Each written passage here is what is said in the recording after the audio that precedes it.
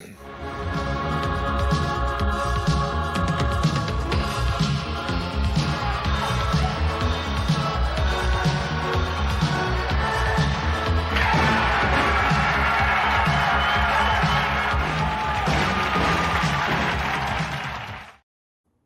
in, everybody, to the Two for Talking podcast. I am your host, Corey Tusick. I've got Josh Yowie with The Athletic and comedian Joe Bartnick, comedian of The Killing in Chicago. Find it on YouTube and Amazon and probably many other places. But, gentlemen, there's a lot to talk about this week. An 0-3-1 trip to the West Coast. And let's just put it this way. Michael Bunting looks like the trade throw-in that we all thought he was originally. Erik Karlsson sucks. Letang's a mess. Crosby does not look like Crosby. Rust is dinged up. Our $26 million goalie is in the AHL for Christ's. I mean, other than the ending, Mrs. Lincoln, how was the show? I mean, it's terrible right now. I don't know. What else? Well, I have two things to say, Corey. One is that I see it says recording error. So is everything straight, or is it like the power play? I got it on my side. Okay.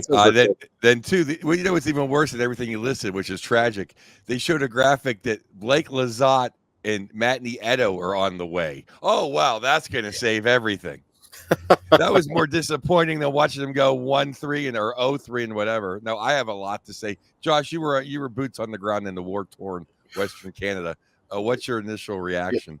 Yeah, last week I was in Winnipeg, and I recall saying, this road trip could be tough. This isn't pretty, this schedule. We knew this could happen. I think the Penguins, especially the big guys, they almost seemed like they were in shock, especially after the game in Edmonton, where I don't recall, and I know Edmonton is a great team, a cup contender. I don't remember the last time I saw the Penguins looked that physically overmatched by a team. They literally never had the puck the whole game. Edmonton could have won that game 10-0. After that game, the big guys almost looked like they were in shock. Like they didn't really know what to say. They almost didn't comprehend what had just happened because it was foreign to them. It was a disastrous trip. I don't know where we want to start, guys, but boy, we have no shortage of things to discuss. I know it's October, so I don't want to sound dramatic, but I think the season's on the brink right now. I really do. Yeah, I mean, I think the season's done.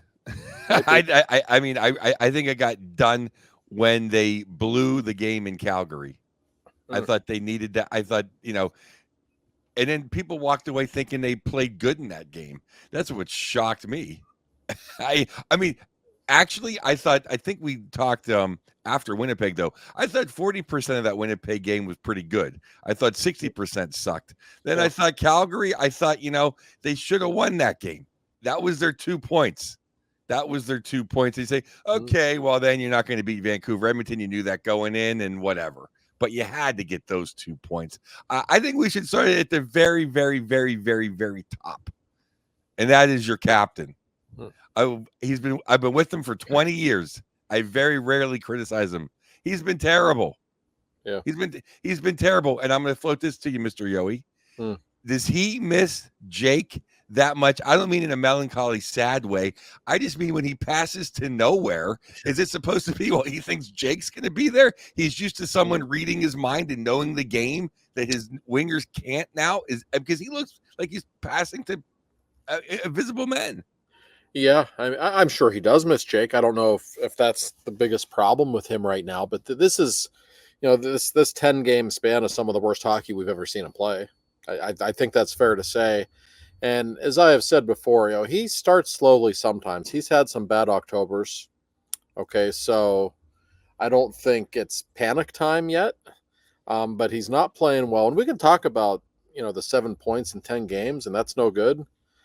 His defensive work has been unbelievably bad. He's been responsible for 4 or 5 goals against, specifically Crosby. That we never say that about him.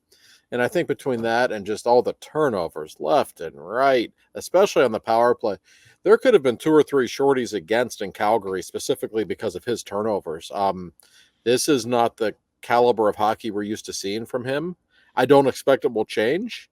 And I'm not one to bash him either. I don't like to tell one of the greatest players of all time how to play, but we've been watching him long enough. We know something's just really, really off with his game right now. And the fear in the back of your mind is always like, uh-oh, is this the year he got old? Like, one of these years it's going to happen, and it's never happened in 20 years. I don't think we're to the point yet where we say for sure, yeah, that's what it is. I think he's in a funk for whatever reason. But we're going to have to keep an eye on him the next 2 or 3 weeks, because if he keeps playing like this, that's a concern. Well, it seems like it's not like it just doesn't seem like Sid's lost a step. It seems like he's making mental errors. Yes. Yeah. That's what you've never. I mean, I picked them to win the Selkie this year, so I'm way off. A lot of my predictions as we'll get longer into the show and the season have been completely ridiculous.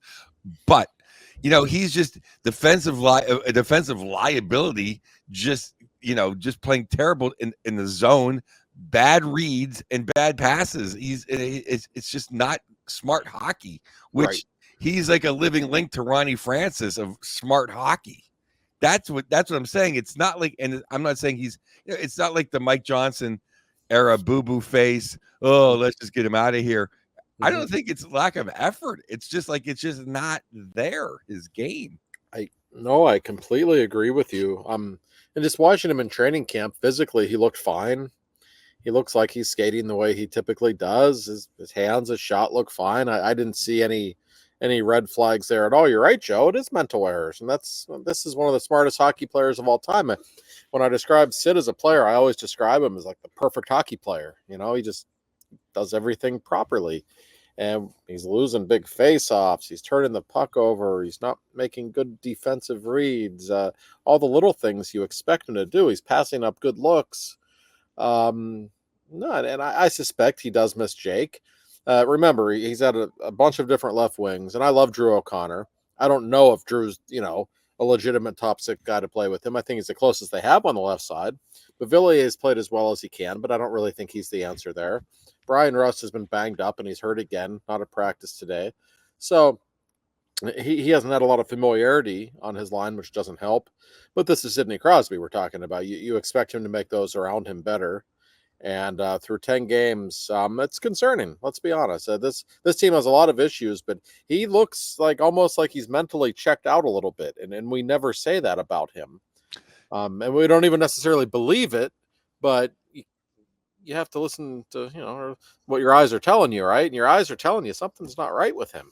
Right. That's the thing. It's like he's getting back. He's just picking the wrong guy. Yeah. Right. I didn't like him.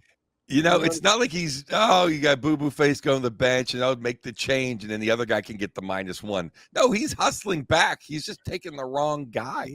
Yeah. There was a play in Winnipeg. I think it was Adam Lowry beat him clean on a face-off, and that was Sid's guy, and he just let him go to the net and he scored, and Sid was nowhere to be found. Like, we've seen that a few times. We've seen him kind of in slow motion going back to the bench, like really slow line changes, stuff like that. It's like, what?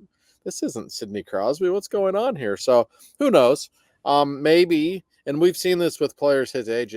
They don't look right sometimes in the first month of the season for whatever reason.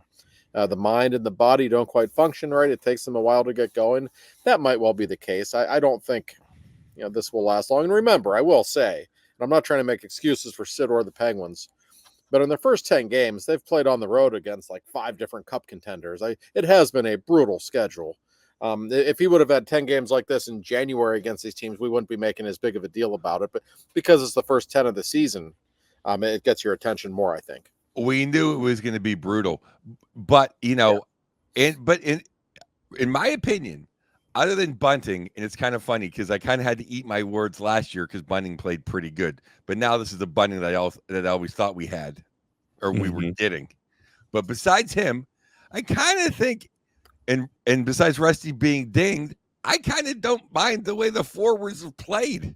I think they've all played kind of above their weight class. And Gino, other than a couple not uninspired games, but the man is old and he had a couple off games. I think Gino's trying to save Sullivan's job. Yeah. I mean, he played incredible in Vancouver. Yeah, he was selling popcorn. Yeah, he was really good in that game. He's putting up more than a point per game. He's been their best player. He's been fantastic. And what's funny, Joe? I agree. Like the forwards in general. Okay, Sid's off his game a little bit. Okay, we know that. But you look at the third and fourth lines, like Kevin Hayes has been better than I expected. Nola Chari's been better than I expected. Lars Eller's been better than I expected. And the other guys, like Cody Glass, been okay. Like nobody's sticking out is a real problem except for Bunting, I guess. But he's glad. I'm sorry, Raquel. Much better great. than I expected. I had high hopes for O'Connor. He's played well. Like you really, he's got 3 goals. Like Pavillion. Yeah, it's like 3 goals for Christ's sake. What else do you want? I mean, if we had competent defense, we'd won a few of these games. Yeah, oh no question. Yeah, the forwards are fine. There's depth there. They're still scoring goals. I would agree with that. And I guess we should get into the blue line, but we're not going to make people wait for the whole show to get into Erik Karlsson and Chris Letang. And we have to start with Karlsson. And I will tell people this was in Edmonton on Thursday, Penguins practice last week. And Erik Karlsson's doing a little interview with a few reporters. And I have a little thing I like to do when I think somebody's not playing well. I will ask them to analyze how they think they're playing. And more times than not, they will tell you, like, yeah, I got to be better. But Marcus Pettersson 5 minutes earlier said, yeah, I'm not happy with my game. I really got to be better with my stick, got to be better defensively. I'm a little off right now. So I asked Erik Karlsson, like, Erik, how would you assess your performance so far this season through eight games, I think it was. He cut me off before I even finished the sentence. He says, great. Then there was a pause, and he says, great. And I did a double take. I looked at him like, I'm sure I had a look of surprise on my face. And I said, so you're happy with your game? He goes, yep. Holy shit. And I mean, listen, it could be. Like a lot of people have said to me, you don't know what sarcasm means, Josh. I'm like, no, I'm actually the one who was there who asked him the question. There was no sarcasm. Like he meant it. Now, that might be his default response when somebody asks him a question he doesn't want to answer. That maybe, I don't know, but it was kind of bizarre, and it wasn't the appropriate thing to say because he's not playing well, and he has to be aware of that on some level, I would hope. But I think his performance in general has been terrible, and the game he played in Vancouver, especially what Daniel Sprong did to him on the 4th goal, that was pathetic. I don't know what Erik was doing there. The way he just skates after people with the puck, like you're not really supposed to do it that way. I think it was the game before. Forget if it was Calgary or Edmonton. Maybe it was in Calgary. Yeah, it was in Calgary. They had a 2-on-1. He just skated at the guy with the puck, like just gives him an easy pass. Like you're supposed to take the pass away. You're not supposed to just skate toward the guy who has the puck. Like this is basic fundamental stuff that he can't do, or that he's not doing. You know, if when we for about a decade on Puck Off, we gave awards, and that would have been the skirt of the week. When you don't physically, when you get physically dominated or don't challenge or basically act like a girl, and basically his defense on that play, and everyone can listen. It was like letting a girl go by you. Oh, okay, go ahead. He played him like a kid. Like let him go by. I mean, Sprong looked like Pavel Bure on that play. I've never seen someone. I mean, I'm not never seen that's a version, but he beat him like he wasn't trying. Is what I mean. It's like, oh, go ahead. It's like It's like preschool. It was like, go ahead. Let the little kid. Let the little kid get let the little kid score. Yeah, and I might add on. I think it was the goal before. It was kind of a semi breakaway. And I forget JT Miller. Was it JT? Yeah, it was JT. And Nedeljkovic makes the save. And there's just kind of the puck sitting there for a second, and Karlsson just kind of looks at JT, and JT scores and bowls over Nedeljkovic, and Erik's just kind of standing there like, well, I mean, if I were one of his teammates, I would be furious with him, and they might be. I don't know. Penguins, it's a close-knit group. Like they don't shit talk each other, even off the record, behind closed doors. They really don't. So sometimes it's hard to get a feel for what they really think about him. And I think they like him. Everybody likes him. He's a friendly, personable, charismatic guy. Sprong loves him. Oh, as he should. If I'm one of his teammates, I'm sitting on the bench in Vancouver watching that thing. Like, what are you doing? Like, well, you're making $11 million a year. Like, what is this? And we know he's not paid for his defense. And I didn't think, Joe, his defense was that bad last year. Like, it wasn't great, but it wasn't worse than I expected. The big problem with him is he didn't produce enough offensively last year. That's what we said the last 4 weeks was the defense wasn't that bad. It was scoring that was a problem last year. I have a theory. What's your theory? I want to hear this. Can we try him at wing? I'm dead serious. Right? Couldn't be any worse. I mean, he looks like he doesn't give an F about defense, and that's a huge problem. So I don't know. Like in my mind, I was thinking, sit him, like put him on the bench, send him down to AHL with Jarry. But I mean, hey, put him on wing. That's better, maybe. Well, I wouldn't waste his 11. Like, he's not going to learn how to play defense at Wilkes-Barre, and I think sitting him is punishing him. He'll happily eat the popcorn. You know, you're not going to insult him. I use his skills. We're paying him all that money. Go up and I mean, I know it's crazy. He might like it. I don't know. I honestly have no idea, but he is a massive problem. And I talk with a lot of people around the league, people in high places, and they all are just like horrified by how he's playing. I mean, I've had unsolicited people reach out to me in the last week around the league that I know. They all said, like, well, what's going on in Pittsburgh? Well, why is Carlson like not getting benched? Like, well, like, what is he doing? And there's no real answers. And honestly, after the Sprong play, if I were Sully, I would have benched him. I really would have. And I understand it's not easy to bench stars. That can cause trouble. I would. He's got to send a message to somebody. Michael Bunting, to me, is not a big enough name to get anybody's attention. You bench Carlson, maybe that gets attention, but it's one criticism I have of Sully, and I love him. I think he's a great coach. One thing he's never done, he's never benched any of the big names when they just do something stupid over and over again. We've seen that a lot. Drives me crazy. I mean, I think sitting Bunting is like, because Bunting is not one of the 12 best forwards we have. I think as awful as Carlson's played, he still might not be one of the, there still might be six. He still might be in the top six. Well, he is. That's true. Literally. Like, I mean, that's how bad. I tweeted this. I think I begged you, Josh. Can we please get Chad Ruido back?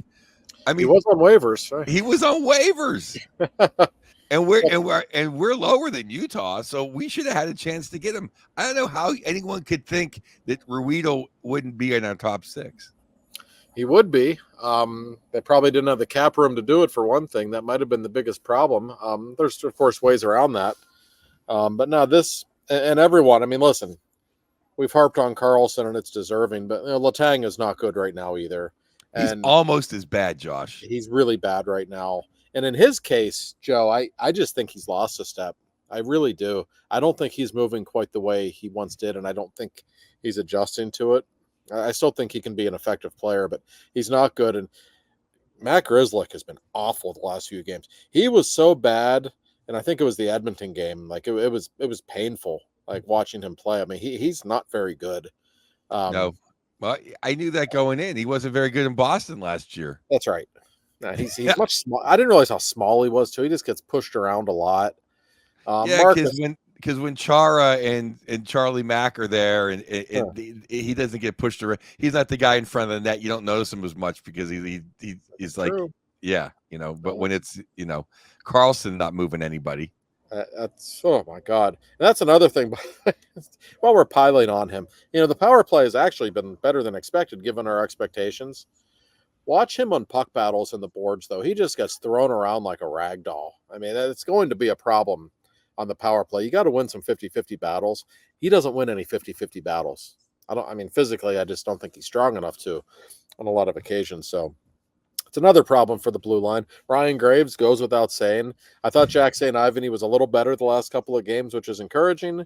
But he's still a third pairing guy, right? He's limited. So it's the worst blue line in hockey right now. It absolutely is the worst blue line in the NHL. That you can't win with that. Yep. I think it's the worst blue line in the modern era of Penguin hockey. I think since Squeeze on 6 was announced in 1984 at the draft, I think it's the worst defense. It's right there. You might be able to go back and look at 85, 86 or something, but I mean, at least those guys hit somebody and fought somebody and got the puck off the wall. I mean, like literally. I mean, they weren't, and the guys weren't as good. They weren't as fast on the opposing teams, so it wasn't pure dominance. Right. These guys get dominated like I've never seen. I wrote the other day, this is the worst. Like that road trip was the worst hockey I've seen from the Penguins since the Eddie Olczyk era. It really was. We have not seen a stretch of play that was that bad on that many levels. And you mentioned the lack of team toughness. My God. Listen, I'm not saying you got to go like start a brawl because you've lost 5 in a row. But boy, wouldn't it be nice to see somebody maybe throw a hit or pick a fight or do something? I was watching, I'm in Edmonton in the press box. I didn't think Marcus Pettersson's hit. Yeah, it should have been a penalty. Probably he was vulnerable. Marcus isn't a dirty player. I didn't think he needed to necessarily go fight Darnell Nurse afterwards. But then I thought to myself, you know what?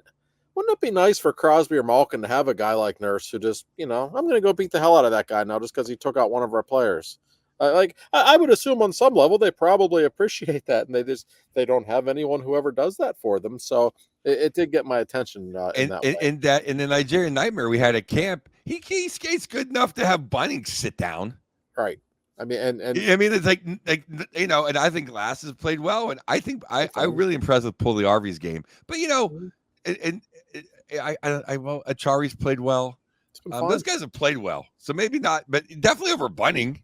You could move Pugliarvi up the second line, and where Bunning's going to play the 12th forward, bring the Nigerian Nightmare up there. Why not? Someone.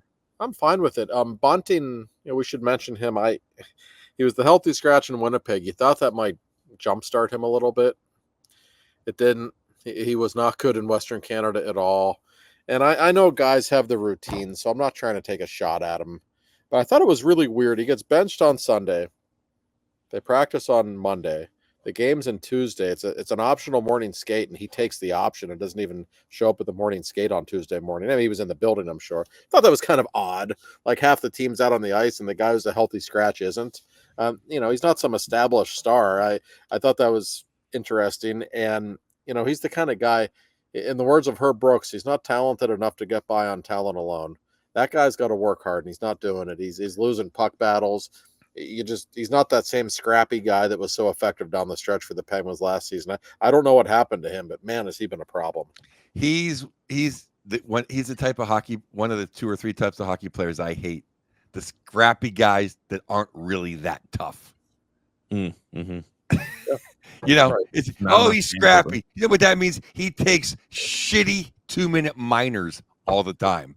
That's what it means. It doesn't mean he goes in and takes on the number 2 defenseman and runs him through a wall and then turns around and says, "Let's go," or stands in front of the net and be like, and pushes the goaltender, and then has whoever the big tough defenseman come over, and then there's a battle, and then we skate for his side. No, it's, hey, I'm going to slash you when you're not looking, and it's a minor. I'm going to keep my stick a little high, and then you draw blood. It's a double minor. It's the worst kind of hockey player. Right. At least Matt Cook, people didn't like playing against him because he might knock your head off. Right. And he fought his fights, and it was just like it was just, he was tough. Bunning's not tough. Yeah, he took 6 minutes worth of penalties in the first period in Vancouver during a time in which the Penguins played well. They were really good in the first period. It was a great penalty kill. And yet they're in the penalty kill for 6 out of 20 minutes because of him. And my buddy who's, he watches hockey with me, but he's not a hockey guy. He was watching me, and he was like, whoa. And he on the penalty kill. And I was like, yeah. I go, Vancouver, it should be 3-0 because I was in Pittsburgh last year when it was 3-0 after. I remember we tied that game and went to overtime and we lost. That was like, they were so much better than us. I remember in the first period, I'm just like, oh my God, this is going to be disturbing. Yeah.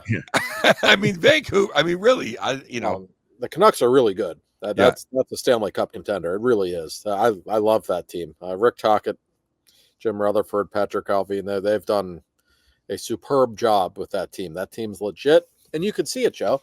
The Penguins are up 2-0. They had a good first period. Vancouver just flipped the switch. They had a gear the Penguins didn't have. It was plain as day. Edmonton had about 4 gears that the Penguins didn't have the night before. The Penguins just felt so humbled, I think, especially after the game at Edmonton, but both games. And the big guys, they've won cups. They know what it looks like. They know what it takes. Surely they're looking around at this team right now and saying, this team's terrible. We're old. We're not the players we were 15 years ago. What can we possibly do at this point? But I'm not going to knock Sid's effort. But Gino was still playing hard, though. But I said starting out, that I just think it's the defense. I think five or six capable number 4 defensemen on every team. Go around and pick everyone's 4th best defenseman. They're all better than what we got, and we would have won 3 or 4 more games. Yeah, Joe, whenever you texted about Ruedel, I thought to myself, I was like, if we had 6 Chad Ruedels, I would be a playoff team. Like, the way the offense We'd be a lot closer if we had 3 Brady Shays and 3 Chad Ruedels. We'd have won 3 or 4 more games. And the scary thing is that Erik Karlsson's under contract for multiple seasons after this one. So is Chris Letang. Those guys make so much money. Mark, I'm telling you right now, Marcus Pettersson, he's as good as gone. I would be shocked if Kyle Dubas doesn't trade him before the deadline the way this season is going. And I understand it. There's only so many assets that are movable that they have. You got to get something in return for some of these guys, I guess. But I don't see any great hope for the blue line. Owen Pickering's a guy, he took a huge step in camp this season. I think he'll be a solid defenseman. He'll be up pretty soon.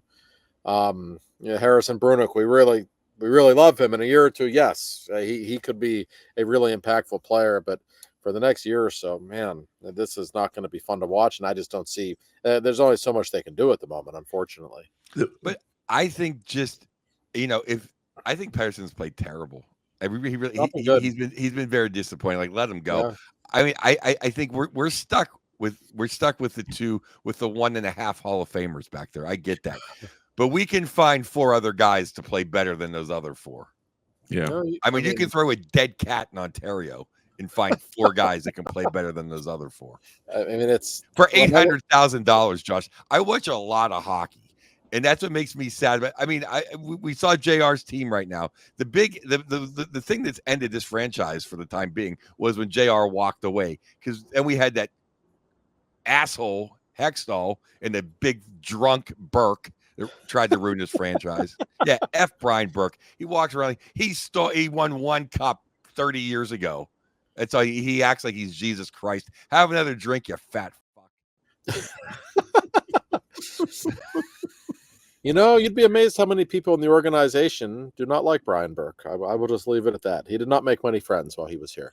Yeah, he's a big tough guy in his suit. Give me a break. With his untied tie. No, and the Penguins. And there was. I want to hang him with that tie. There was some symbolism in all of this too. Just seeing Jim Rutherford and Rick Tocchet on the other side of things, and now Billy Guerin and Marc Andre Fleury rolling into town for Tuesday's game. Like all the big names from the glory days are all watching this in person. And I talked with Talk after the game. Those guys are so close. He knows the Penguins stink, right? First thing Talk says to me after the game, he goes, "Hey, how's Sully holding up?" And I said, this is tough for him. He goes, "Yeah, I got to give him a call." Because he knows how much Sully cares and how much he wants to win and how much the Penguins are struggling right now. So with that being said, I wanted to ask you guys, that's been my burning question all weekend waiting for this podcast is, I love Sully. I think he did great for this organization. I know that Fenway Sports Group thinks that he's the Belichick of hockey, but I don't think that Belichick style coaches exist in hockey because they have short shelf lives. I mean, how do they keep him and not fire him? Like, the only way, we're talking about Karlsson and Letang sitting there and, for the next couple of years doing nothing but garbage. I mean, you got to get their attention somehow. And I hate that it would be Sullivan that would have to go, but also nobody's apparently listening to him, so, I mean, that's why if I'm Sully, I'd be sitting there going, all right, fine. You're in the bench. Letang, go up in the press box too. Like, if you're not going to play the way you're supposed to play, you're just not playing. Because it's his job that's on the line. I don't know. I mean, so I just wanted to get that to you guys. I'm like, I love Sullivan. I don't know how he survives much longer. Well, I'll tell you how he survives. Sidney Crosby doesn't want him to be fired, and Fenway loves him. That's how he survives. I don't think he's going to be fired this season, no matter how bad things get. I wouldn't be shocked if after the season he said, "You know what, that's enough." Knowing full well he could have had the Jersey job last summer. He could have, he can name his job. He knows that. Something's going on in terms of the message not getting through to the players. There's no way he's coaching them to play this way. This is a guy who's won multiple Stanley Cups. who was widely regarded as one of the best coaches in the game, Team USA's coach in the Olympics. Like, this is a highly respected guy, but that's still on him if the messaging isn't getting through. And listen, here's the biggest indictment of Sully and his staff right now. They do not look like a well-coached team at all. At all. Yeah, I mean, I'm not a practice, obviously. Do they work on the board work? Because that's one thing that I always appreciated with his teams that won cups. They always knew how to work the boards and get the puck out, and that's the sign of a good team. And I know that Cody Glass and Eller and Achari and Pulley, I know they can do that. Like, they're not a terrible team, forward team, and they're better on offense, like I said, but they don't seem to have that structure in the D zone. And the D guys are so bad, but they just don't get it, halfway up the wall, and there's the guy and bank it off. Like, they just don't do that. I mean, and that he used to either throw the flyers like the Murphys way up and go chase it. That was Sully. Then have you have the fast guys, the space and all the Rusties and the Sherrys and chase it down, or you play the wall. Bam it off the wall, and that's the way Sully, and that's why they won cups. I don't see that at all in either system to get the puck out. They don't practice. They don't practice it as much as they used to. I'm not saying they never do, but they don't. Honestly, I would say at least 50% of their practices now are strictly special teams in the power play. They practice the power play so much more than they used to that they don't always have a whole lot of time for anything else, I don't think. On Sully's, his career span, the argument with Tomlin is always, well, who are you going to find that's better? Mm-hmm. And I always thought, well, there's like half the league's better than Tomlin. At least game, I've said on this many times, I love him except on Sunday. I think as a game coach, I think you find somebody. Who can you find better than Sullivan is a much harder question, in my opinion. I think it was easy when Rick Tocchet was on TNT. I think it was really easy when Berube was on TV. Mm-hmm. I don't know unless you want to break the glass and call Gary Bettman and get Coach Q, which I would take, and it's Sid and Gino would listen to, who are you going to get to coach these guys? There's a lot of bad coaches out there. That's the problem. They really are. Even Lindy. I love the great Lindy Ruff. Lindy's not sitting around. Like, there's no one sitting around like, hey, this guy, it's like, no, there's no obvious answers. I don't think Mike Babcock's coming back to the NHL anytime soon. No, I mean it's a problem. Check your iPhones, everybody. Delete those photos now. Yeah. Listen. I think the world of Sully on a personal level and as a coach, I really do. But as our friend Mark Madden likes to say, and he's right, all coaches have an expiration date with franchises. That's something to consider. Or let me throw this out. We always say, well, when are the Penguins going to rebuild? When are they going to rebuild? Well, I would suggest to you they kind of are rebuilding right now. They're still spending to the cap, so it doesn't feel like it. But I think Kyle Dubas knew before this season this team wasn't any good. He really tempered expectations at his preseason press conference. I think it could be that Sullivan, Dubas, people in the front office were basically bracing for this, that they knew maybe this year, next year could be really bad. And maybe Sully just wants to ride it through, and maybe that's an agreement he already has in place. I don't know, but I know it's got to be driving him crazy. And the biggest thing to me, listen, the blue line stinks. They looked overmatched, especially against Edmonton. The goaltending's not great. We know this. But it's just the self-inflicted crap that they do every game. Like the mental errors, the lack of positioning, like small fundamental things. Like that shouldn't be why you lose every game, but that's kind of what they're doing. And that's got to be just infuriating for him. Well, if they are rebuilding, Josh, now I understand Branicki is, he's a year away. He can go to juniors. But then why don't you have younger kids playing? If you're rebuilding, Noel Achari could play on the Sharks. You know what I mean? It's like if we're rebuilding right. Usually isn't signing a bunch of older guys. You need Matt Grzelcyk if you're going to put Owen Pickering in there and let him play. Like, right? No, I agree. I mean, that's something they're going to need to consider. But see, I think part of the problem is, even though Dubas is clearly looking toward the future now, and he admitted that this summer with all bringing in draft picks and not trading any young guys, all that stuff. but he's still riding the fence a little bit, right? And I think that's to keep the big guys happy. Okay, that's a point I want to bring up, because we always bring up our good friend and the super genius. He's always like, "Well, the big guys are here; they can't rebuild." You hear that every 3 times a day: 3 o'clock, 4 o'clock, and 5 o'clock my time. Your time, noon, 1 and 2, my time. Right? Why can't you? Why can't you rebuild with Sid and Gina? If they can look around and realize the shit show that they're looking at now, why can't they do it with all the Russian kids that came over from Carolina and all the other young kids? Because this isn't good either. So you might as well do it. And then it's not like, they're the guys making less money. 8, 7, and 6 mil is nothing.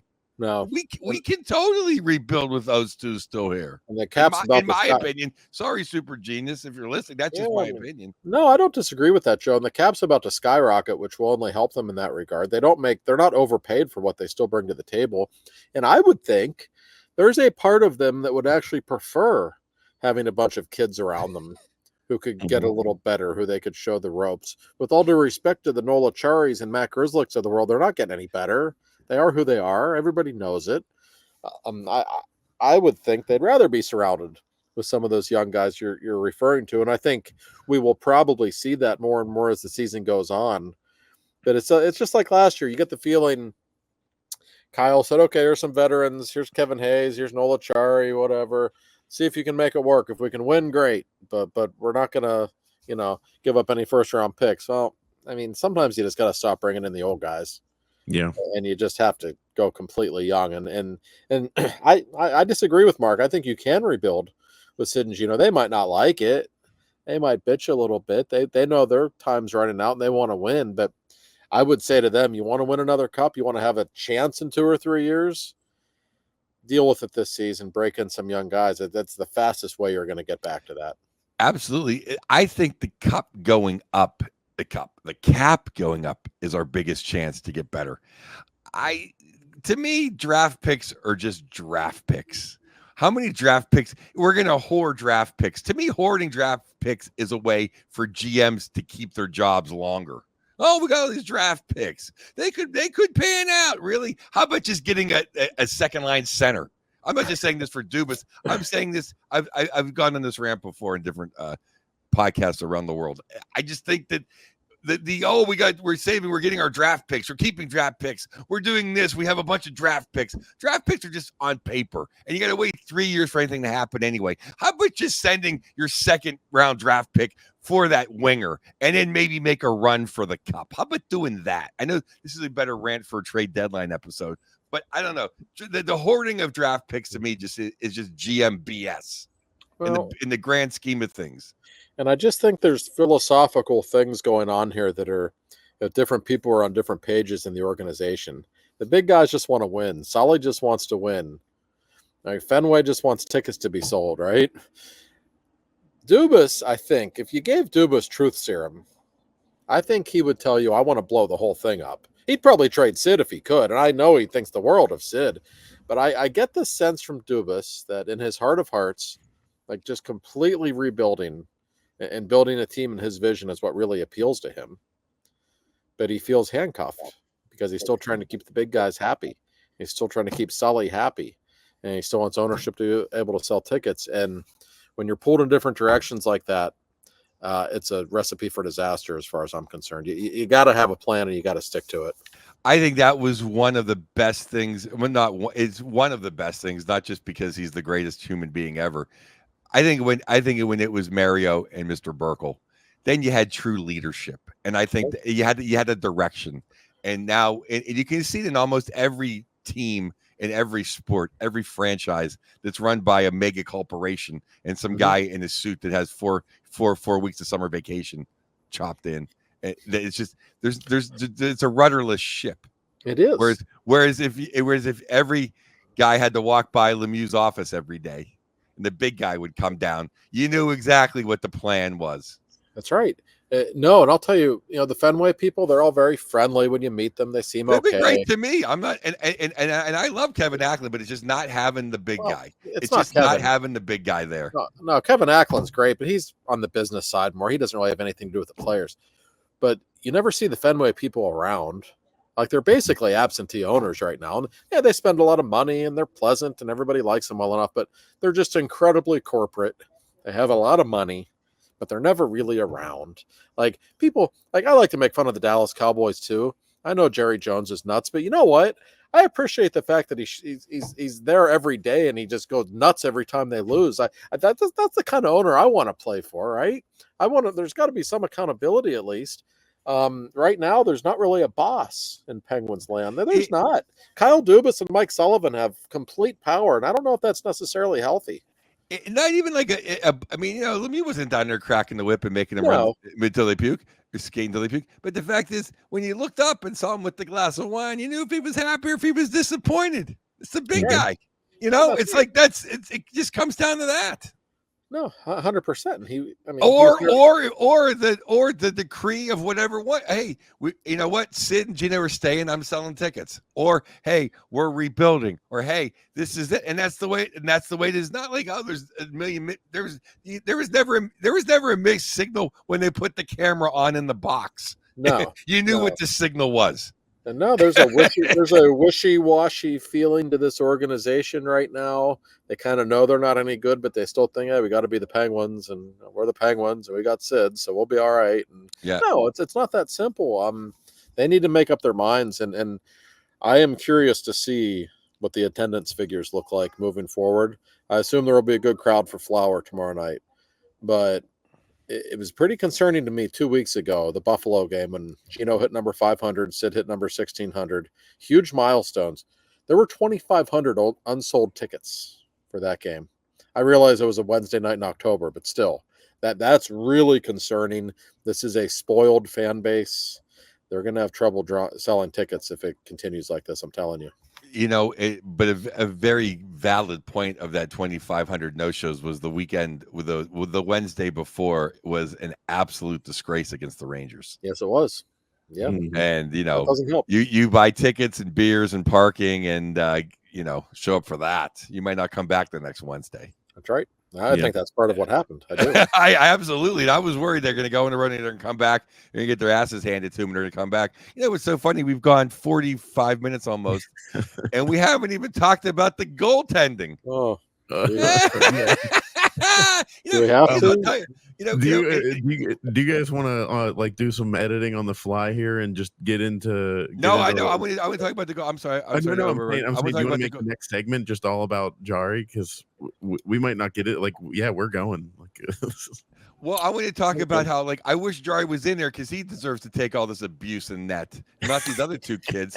Because I'll tell you, the way that Ned and Joel have played, they've stood on their head and they're still losing by 5 goals. It would be 11-0 if they didn't. They look like Patrick Waugh. I know they've been in a few weird ones every now and then, but they've made some 10 fireball save, whatever word is. I'm all fired up right now.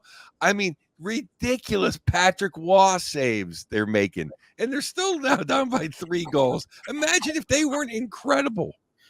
Joe, Ned has given up 13 goals in 3 games. I think he's played really well. Yeah, he's like their MVP. He's been great. He has been so sharp. They get steamrolled at the beginning of games, and he just stands on his head in the first 5 minutes and keeps them in it, and they're still even. He's not a great goalie, but he's all right. He's solid. He battles. And Bloomquist has been really good. That game he played in Edmonton, that should have been 8-0 that game, literally. I mean, he was unbelievable. Yeah, he was.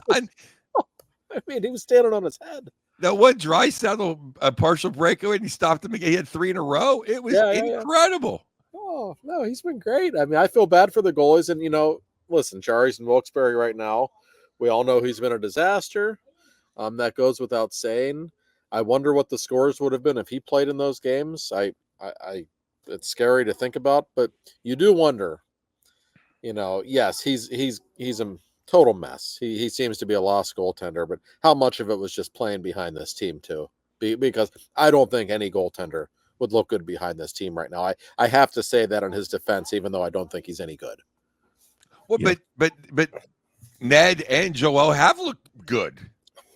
Well, that's because they're playing better than him right now, and they are Yeah, better than him. What But that's you what I'm look at their saying. You said, numbers, and still not you great. said, how can they look good? Well, they are looking good. The numbers look terrible, and to the naked eye or whatever, to the national media looking, oh, this is goaltending. It's like they're standing on their heads. No, they Yeah. are. And the whole Jarry thing, by the way, very So bizarre. strangely handled. Like they sent him on Wednesday last week. They sent him back home from Calgary. And Kyle Dubas came out and said that was the plan. We told Tristan this was going to be the plan last week, but the day before or the day they left for Western Canada, Tristan said, I can't wait to see my family in Vancouver next week. That'll be nice, and blah blah blah. It's like somebody's not telling the truth. Like, I mean, it was no. I guess it doesn't really matter. I mean, okay, they sent him home, big deal. But the whole thing had a bizarre feel to it. I don't know when we will see him again. He'll be in Wilkes-Barre for another 12 days. But I've talked with a lot of people around the league who just think he's shot. Well, now could it be a way just to avoid the questioning too? Like if you're lying, but you just don't want to say, "Oh, actually, I'm not going to see my mom and dad. I'm getting shipped off to Wilkes-Barre in 2 days." Right? I mean, I don't know, but yeah, it's got a little bit of a soap opera feel, and I just don't think the Penguins know what to do with him. And with Bloomquist, I've talked with people who've told me, like, yeah, we think he's good, but we're afraid it's going to screw up his development and screw up his confidence just playing behind this team all year. So that's something to consider as well. Now, I would just leave him up. I think if a goalie's going to be good, you're not going to screw up his confidence. He knows he's playing behind a bad team, but I feel bad for those goaltenders right now. They are just under constant assault. Well, it was funny in our text thread whenever we're talking about, and Josh, you said, I don't think you would do this whenever it's really hard to get a goaltender, on 24 hours notice out to Vancouver in case there's an injury. And then Joe had the great line that said, I think the E-bug will be fine compared to Jarry. And I was like, you know what? That's actually not a bad, that's a really valid point. Yeah, I'm sure the community college goaltender in Vancouver is better than Jarry. And let's be honest, we knew they weren't going to win either one of those games anyway. Like when they were up 2-0 in Vancouver, I'm like, can we get a loser point out of this? Yeah, and that would have changed the complexion of things a little bit on the trip, I think. I mean, if they would have won, obviously it would have been all of a sudden, 1-2-1. That's not like the worst that trip could have been. Okay. That's the craziest is if you just had, like I said, 5 or 6 mediocre defensemen that could just kind of get the puck, get bang it, just a Neil Wilkinson's, if you will. It'd be 5-5 at least. Yeah. I mean, that's all you need, because look how we played against. Just keep Winnipeg, get the loser point in Winnipeg, beat Calgary, and they would have got the loser point in Vancouver. They would have came home with 4 points, 4 out of 8. No, and we're having a different conversation right now if that were the case. But I think that blue line is just unspeakably bad. I really do. I think it's the single biggest problem on this team. And that's on Cal Dubas. That's not on Mike Sullivan. That's on Cal Dubas. Absolutely. Yep. Well, like we said, it was all roses, right? Everything was perfect for the everything's perfect in Penguin land. I will tell you, Penguin fans that have been sitting there going, "You want to earn your stripes for being a real Penguin fan?" That you might be younger. This is when you do it. This is when Joe sat through some garbage hockey to watch some hockey in the 70s. Josh and I lived through the X generation. That's right. This is when you earn your stripes. You show up, you still buy the tickets because you love hockey. You watch the game no matter what, and you might throw up every once in a while, but it is what it is. I don't know if there's anything though that our sponsor Bill Neofis can do for insurance wise. But like if maybe you are going to take out some anger on your house, throw a golf club through the drywall, maybe he could cover that. Maybe. I was talking with our great sponsor, Bill Neofis, last night.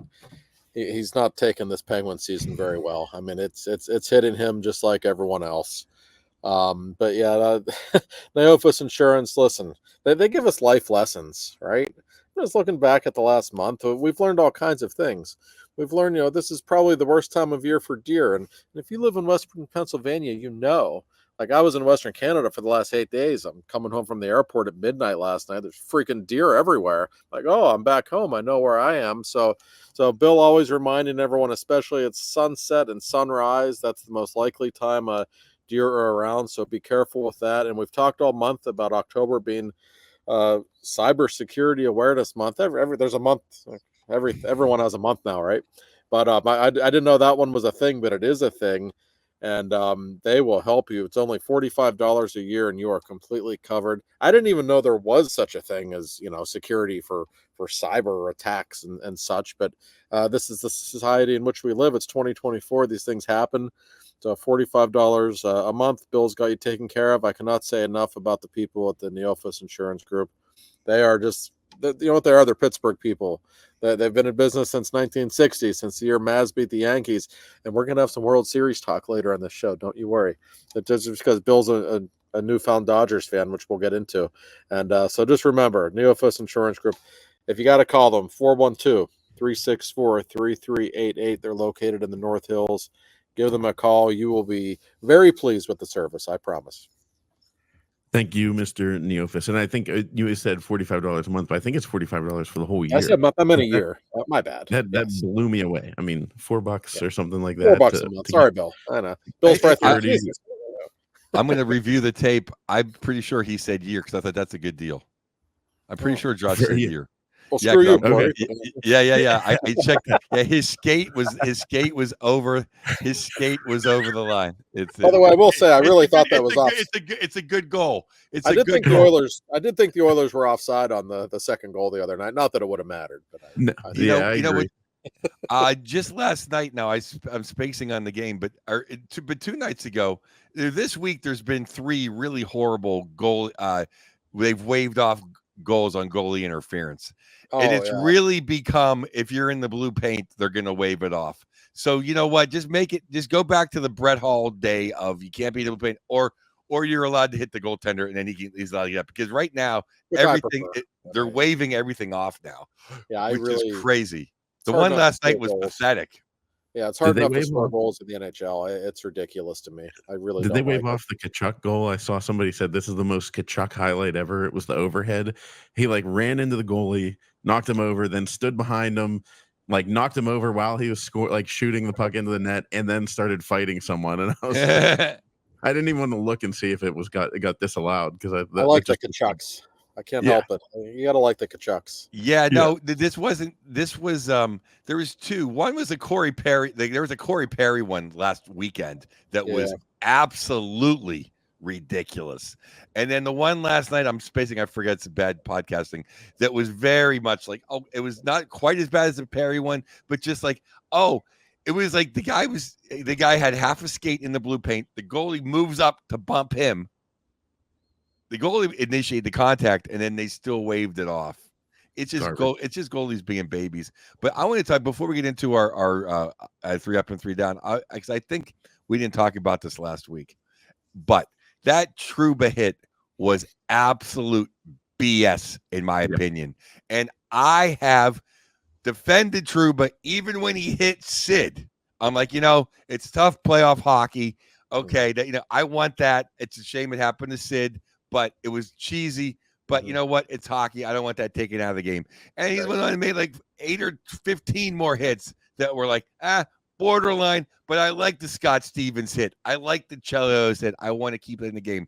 But that hit on that kid in a 5-2 game was complete BS. It's a hit to the head. And it's a 5-2 game. And it's a kid. Yeah. No, I agree. I sometimes defend him.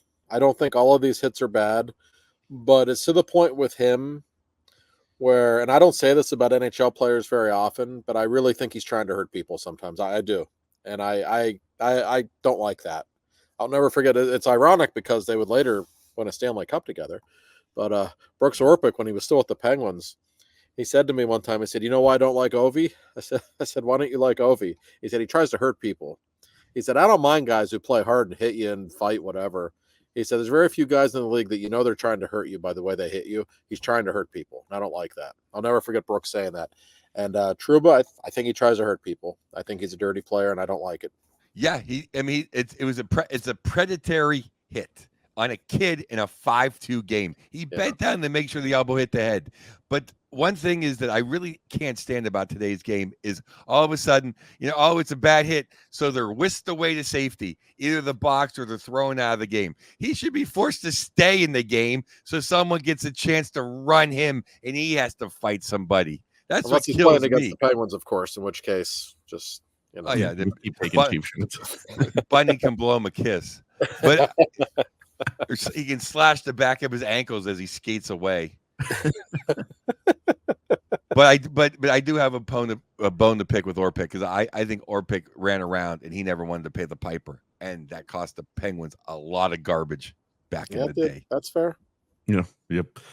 Well, 3 up, 3 down. We'll try to motor through this because that was one heck of a segment to start which I kind of anticipated was going to be the case. Custard had a better weekend in Western Canada than the Penguins did. Yeah, that's a true statement. Starting with the ups, because we had enough down. Josh, you've got Minnesota, Billy Guerin, and our friend Marc Andre Fleury coming into town, and they're 5-1-2. If I remember correctly, kind of ahead of everybody's projections. Yeah. And so far looking good up north. That's one of the reasons I picked them. I had really low expectations for this team. I know Joe did too. I got to give them credit. They're 5-1-2. You are what your record says you are. They've played really well. Kaprizov's their guy, but it's not just him. It's just a well-balanced hockey team right now. Anyway, they're getting contributions from every level. I don't know that they can keep this up, but I give teams credit when they have low expectations and they come out hot. Minnesota's the kind of team, Joe, I think if they had a bad start, the season would probably be over, but hey, they're 5-1-2. They're doing something right. Yeah, I literally thought it'd be a fire sale of Thanksgiving for Billy G. I'm so happy for Billy G. Yeah, me too. And his goaltending is holding up. The number one guy above Fowler. He's had a bounce back here. He was terrible last year, Kakkonen or whatever how would say his name. Yeah. But really, they're getting it's not just Kaprizov and Zuccarello who's healthy, which helps them on the top line. The second line, Oliver Eck, not Oliver Eck, but Eck, whatever how you say his name. Whatever his name is. Yeah, and Boldy's gonna be like score 40 goals. So they're good. They're a good team. I'm shocked, but right now they are. Yeah. Yeah. Now I give them credit. And Joe's first up is regular season Rod, the Carolina Hurricanes. I'm really bummed that you weren't in town whenever Carolina was there because, Joe, we got to go to a Carolina game and you wear a shirt right next to their bench. It just says regular season Rod.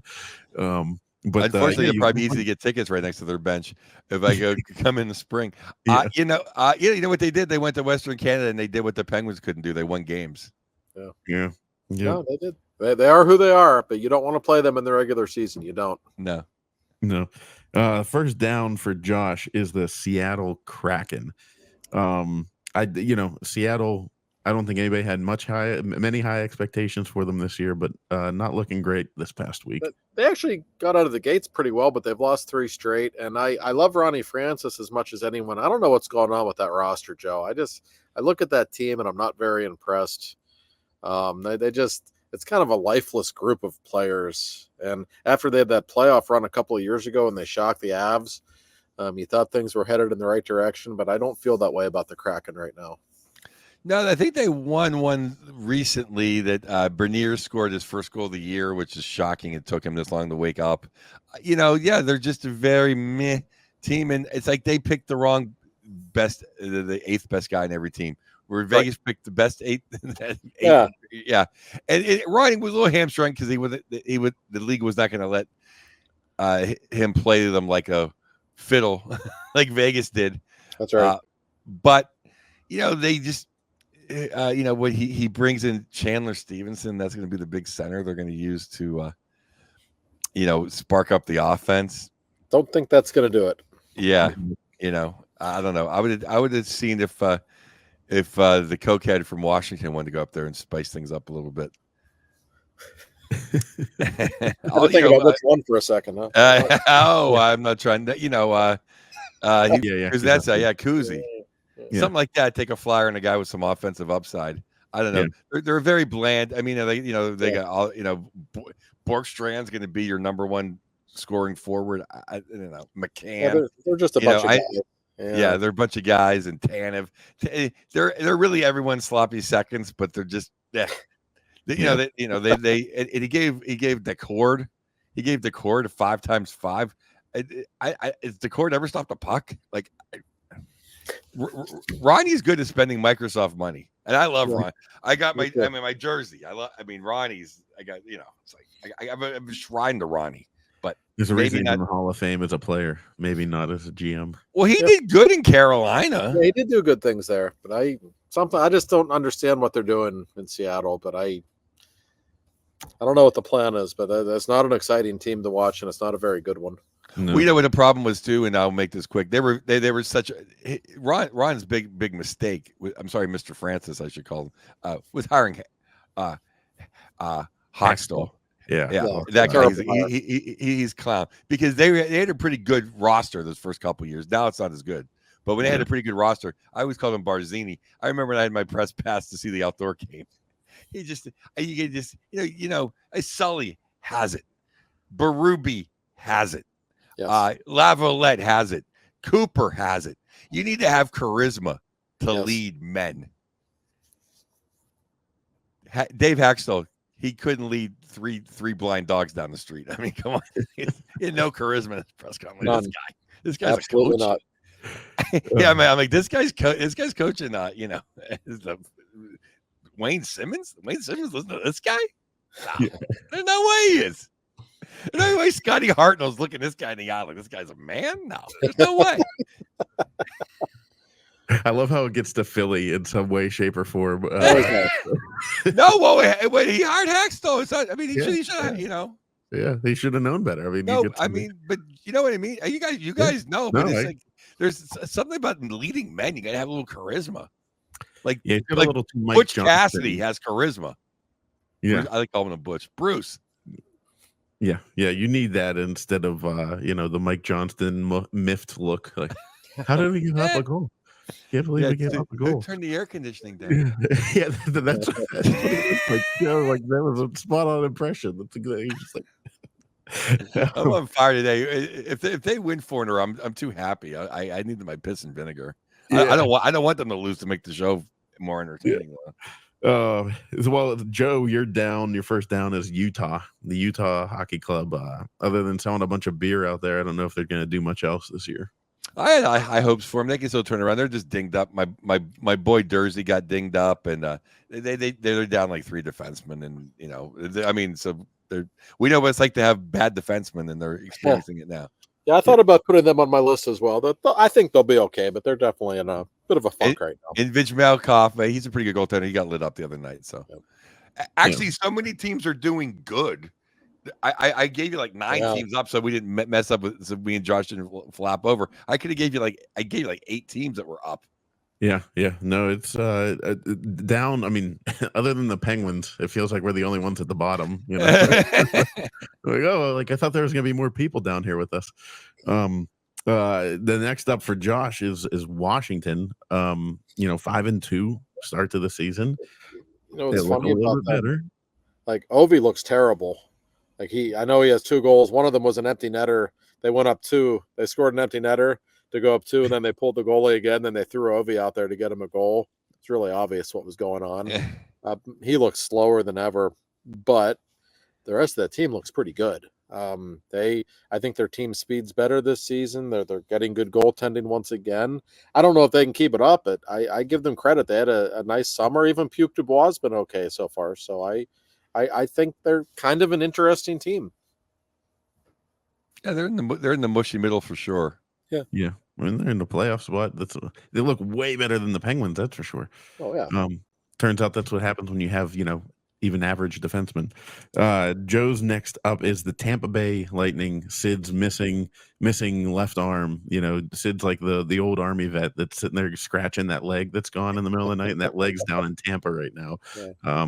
But 5-3 on the season, but they're starting to come on strong, don't you think, Joe?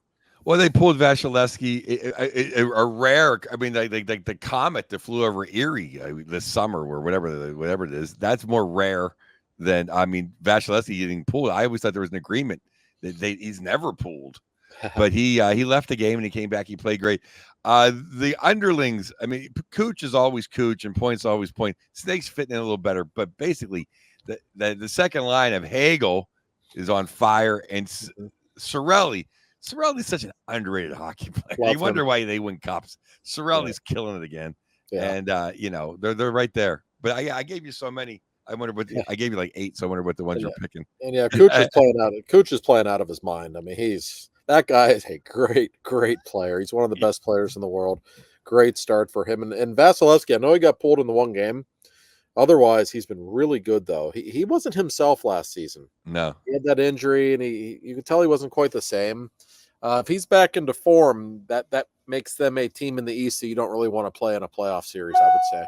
No, I mean, because I didn't put him out of the 8 I picked. I did not pick Florida, but now Kachuk's back with them. Like it's the top is tough to break into. But I don't know. Did you pick my Detroit? Did you pick Detroit there for me, or the other one? No. Yeah, that'll be the next. Okay, go one. ahead. So let Josh go up or down, or whatever. I'm let me jump. Yeah, no. The next down is Josh is down. Toronto, which kind of reminds me of a football comparative of the Miami Dolphins. It's like the first week you're like, oh man, like this is gonna be the year. And then they kind of revert to the mean, and then come playoff time, they just crap the bed.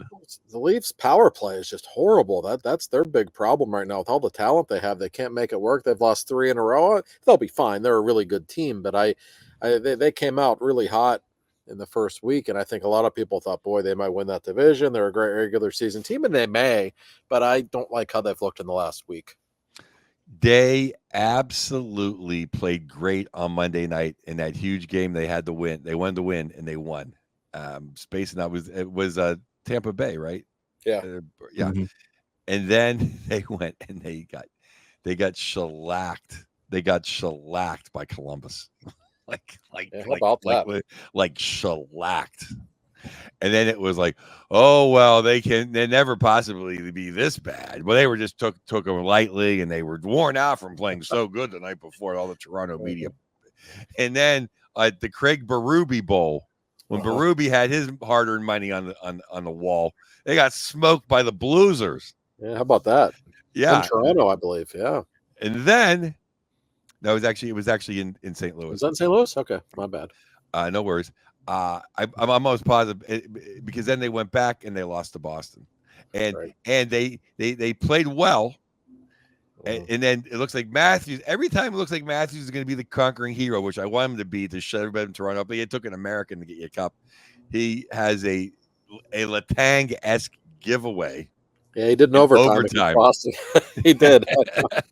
Yeah, so they'll be fine, I think, but they're not very sharp right now. Yep. Next down would be other than you're right. I think it was in Toronto. I'm sorry, it was in Toronto. It was. I messed up. Yeah, you're good. You said you're playing hurt. You're playing with an injury today, so you're. I know when you're on the ice, there's no excuses there, Corey. I don't make excuses. Good point. The next down for Joe. They snuck a point or 2 points away from the Penguins, but the Calgary Flames, losers of 2. And honestly, if it takes you to overtime and 8 shootouts and scoring in the last 45 seconds against the Penguins, that's basically a regulation loss. Well, isn't there the saying that like when you're on a roll, you win games you shouldn't win? Yeah, and that was when they beat the Penguins. It was like, or when you're, and it's like, and they just shouldn't have won that game. And then they had to play some actual teams that had defensemen and stuff, and now they lost 2 in a row, and they're kind of hitting where they should be. Yeah, They're just very limited offensively. I think they play hard, God bless them, but there's just not a ton of top end skill on that team. I think they will continue to fade a little bit if I had to guess. Yeah, I mean, it's easy to score whenever Graves is out there against you, icing the puck. Oh, try again. Try and score again. you didn't score that time. Here, we'll ice it. Try again. Yeah. Exactly. 3 for $1. 3 for $1. Next up for Josh, winning 5 in a row, the Colorado Avalanche. I don't know if they really figured out their goaltending, but they started off 0-4 and now 5 in a row, starting to right the ship. Give them credit. They just haven't been playing Georgiev much, and that seems to be the smart approach. And I don't know that I was concerned about them when they were 0-4. We know it was just a goaltending thing, but I still think it speaks to their character and their talent level that they're still playing without pieces. they still have these huge questions in goal, and they still go out and run off 5 in a row. That's because they're a great team. That's what great teams are supposed to do when they have a bad first 10 days to start the season. So I think they are rounding into form pretty quickly. Yeah, I had them on my list. They won 5 in a row. Newman and Enneman, however you say his name, he's in net now. He's playing fine. Yeah. Makar got his buddy Taves, came back, so now Makar is on all of his point streaks. And he's who's been really good for them, Joe? Casey Middlestat. Middlestat. Yeah, I mean, it was he was decent in Buffalo, but he's a good second line. He's a perfect second line. He had a bunch of assists tonight. And Ross Colton.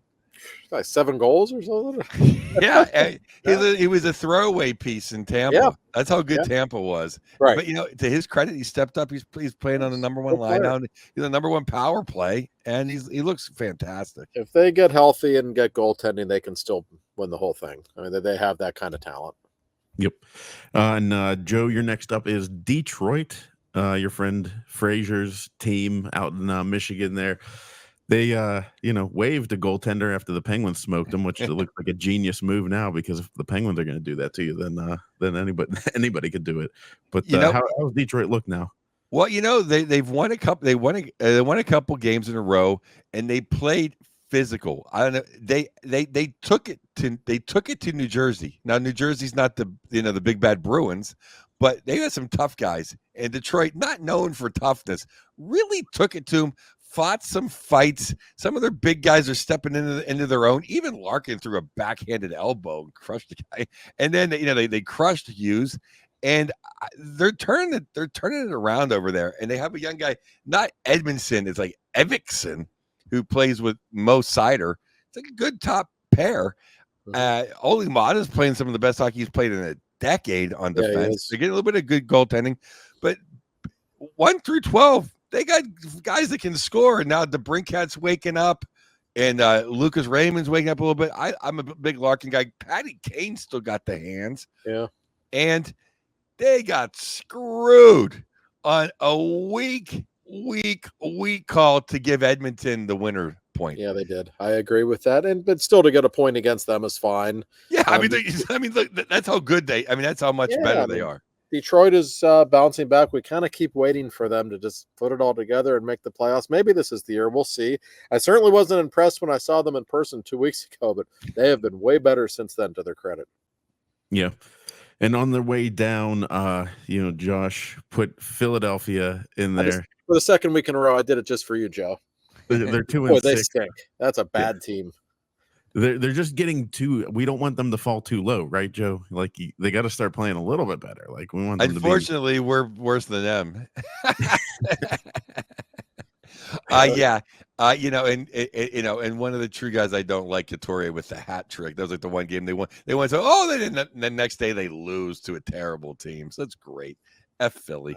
Yeah, they're no good. They're not a concern at all for anybody in the Metropolitan Division. And Joe, I know you've been waiting to put this one in Ottawa. They lost 2 in a row, and now the Canadian media may be letting off the gas a little bit with how good the Senators are. No, they never will. Excuse me, I have a cough button. They're just kind of coming back to earth. It's funny because they just never seem to now they have a couple injuries, and then there's excuses. Like if you're worried about Pinto being hurt, come on. Yeah. I don't mean to bring this up just because you mentioned Pinto's name. I swear to God, but bet the over anytime Ottawa's. Every game they're in is 6-5, 5-4. They're fun to watch, but you're not going to make the playoffs playing that kind of hockey.